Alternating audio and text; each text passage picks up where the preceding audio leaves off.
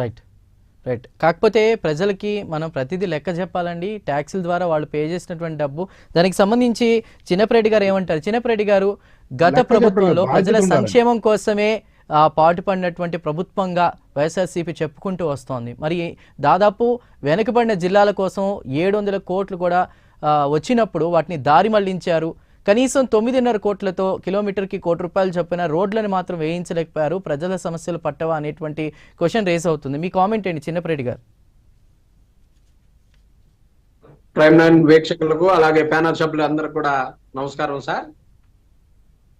YSR Congress party అధికారంలోకి వచ్చిన దగ్గర నుంచి 2,70,000 కోట్ల రూపాయలు డీబీటీ ద్వారా ప్రజలందరికీ కూడా ప్రజలకి అందించిందే, అదేమి జేబుల్లో పెట్టుకున్నాయి కాదు.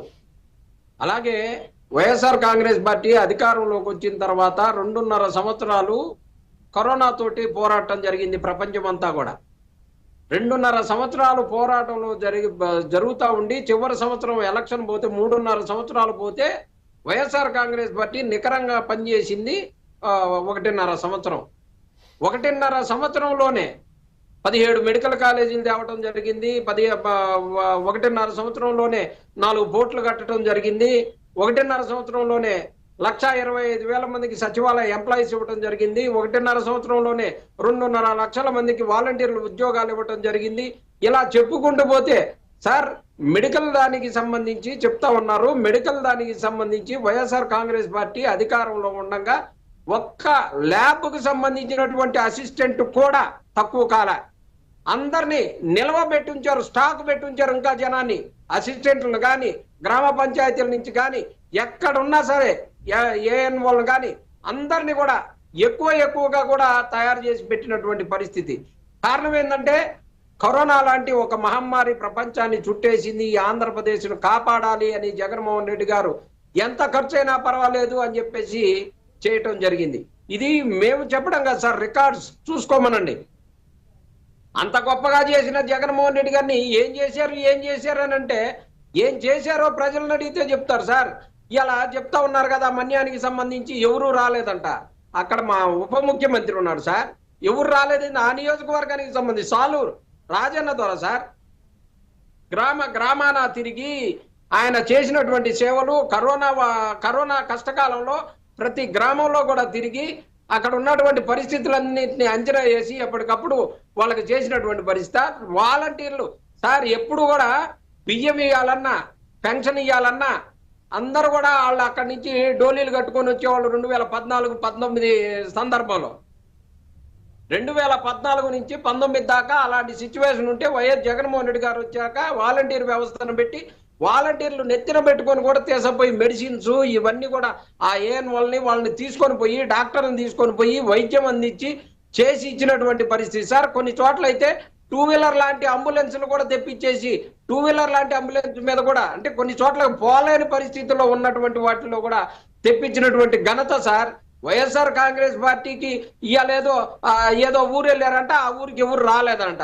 ఇదిగో గుంటూరులో స్తంభాల గరువులో నేనుంటా, నేను పవన్ కళ్యాణ్ గారిని కానీ చంద్రబాబు గారిని కానీ నేను ఎప్పుడు చూడలే. మరి ఈ స్తంభాల గరువులో అంటే గుంటూరు వచ్చారని అంటారు కానీ స్తంభాల గరువు వస్తారు సార్. స్తంభాల గరువు అనేది ఒక వార్డు, ఆ వార్డుకు రాలేదు అని అంటే మీరు పోయిన పల్లెటూరుకు రాలేదనంటే సాలూరు గ్రామానికి జగన్మోహన్ రెడ్డి గారు రాలేదు. సాలూరు మండలం నియోజకవర్గ స్థాయి అంటే అక్కడ యువత ఒకటే ప్రశ్న వేస్తుంది చిన్నపరెడ్డి గారు. ఏదో మాట్లాడాలి. ఒక నిమిషం అక్కడ యువత ఒకటే ప్రశ్న వేసింది. డిప్యూటీ సీఎం పవన్ కళ్యాణ్ గారు వచ్చినప్పుడు ఒకటే ప్రశ్న అడుగుతుంది, మా దగ్గరికి కేవలం ఓట్ల కోసం వస్తారు కానీ మా సంక్షేమం కోసం లేదంటే ఇక్కడ అభివృద్ధి చేయడానికి ఎవరు రారు, మీరు వచ్చారంటూ కూడా మరి కామెంట్ చేశారు. మరి అక్కడ ఉన్నటువంటి యువత ఉపాధి కోసం ఆలోచించారు. ఆయన యువత అడుగుతున్నటువంటి ప్రశ్నకు మీ సమాధానం ఏంటి సార్? ఆ ఊర్లలోనే సార్ మేము ఇచ్చింది వాలంటీర్లు, బయట ఊర్లను తీసిపోయి వాలంటీర్లు ఇవ్వాల. ఆ ఊర్లోనే సార్ సచివాలయ ఎంప్లాయీస్ ని 1,25,000 మందిని ఆంధ్రప్రదేశ్ నుంచే సార్ ఇచ్చింది. మేము బయట వాళ్ళని ఇవ్వాల. ఎన్ని ఇచ్చారు సార్ వీళ్ళు? మొన్న టీచర్లకు సంబంధించి నోటిఫికేషన్ ఇచ్చారు అన్నారు, ఆ నోటిఫికేషన్ లేదు, ఏమీ లేదు. ఊరక డబ్బాలు కొట్టమంటే మాత్రం డబ్బాలు కొడతా ఉంటారు సార్. 1,25,000 మంది సచివాలయ ఎంప్లాయీస్ కి ఉద్యోగాలు ఇచ్చిన మాట వాస్తవం కాదా యాంకర్ గారు? మీకు తెలుసా లేదా? మీకు తెలుసా లేదా? వాస్తవం అయితే చెప్పండి. వాలంటీర్ వ్యవస్థ ఉంది. సరే, మిగతా మరి వాళ్ళకి యువత రాజకీయ అడిగినటువంటి పార్టీలు ప్రశ్న యువత కోసం నేను చెప్పరా? చెప్తున్నాను. వదిలేసేయండి సార్, మిగతా అన్ని వదిలేసేయండి సార్. ఎంప్లాయ్మెంట్ గురించి మాట్లాడుతున్నారు. వైఎస్ఆర్ కాంగ్రెస్ పార్టీ అధికారంలోకి వచ్చాక 1,25,000 మందికి సచివాలయ ఎంప్లాయీస్ ప్రభుత్వ ఉద్యోగులుగా ఇవ్వటం జరిగింది. ఈ గవర్నమెంట్ వచ్చినాక ఒక్కళ్ళకైనా ఇచ్చారా? ఈ 6 నెలల కాలంలో ఒక్కళ్ళకైనా? మీకు సమయం ఇవ్వాలి కదా, ఒక సంవత్సరం. మనం ఒక సంవత్సరం అనేది చూడాలి. 6 నెలలు మాత్రమే గడిచింది సార్. చూద్దాం, దాని గురించి అంటలా.